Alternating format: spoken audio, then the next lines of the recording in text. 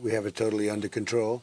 It's one person coming in from China. That's just one of the parallels between coronavirus and the climate crisis. You only have 11 years to live, folks, 11 years, because climate change is just coming up on us so fast. Think about it. Both kill the most vulnerable and will cost trillions. Both will reveal heroic first responders and scientists and inspiring neighbors, as well as deplorable hoarders, grifters, and profiteers. And both are reminders that life as we know it depends on predictable flights and growing seasons and supply chains. But what if the age of predictability is over? Which brings us to the main difference between coronavirus and climate change: fear. Exhibit A, Jane's Carousel here in Brooklyn. The last time it was this deserted and depressing was after Superstorm Sandy. And between the melting ice caps and sea level rise, there is no scientific doubt my neighborhood is going back underwater.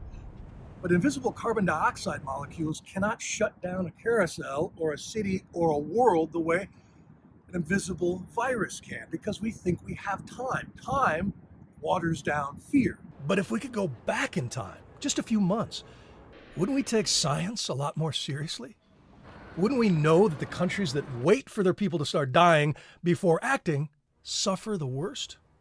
And the countries with the most transparency, decisive leadership, and mutual trust fare the best? Wouldn't we know the importance of flattening the curve? You've probably seen this by now, right? This represents time. This is the number of patients, and the dotted line is our hospital capacity. A sudden pandemic spike crashed the system, but with enough smart leadership and mass cooperation, we can flatten the curve. And guess what? This works with climate too. Miami is trying to flatten the curve of sea level rise by spending millions on higher streets and bigger pumps. California is trying to flatten their curve with new wildfire regulations and insurance laws. But so much of humanity still thinks about the climate crisis the way a spring breaker thinks about coronavirus. We get no school and we can do whatever we want. Since the global fossil fuel economy slowed down, you can see the cleaner air from space.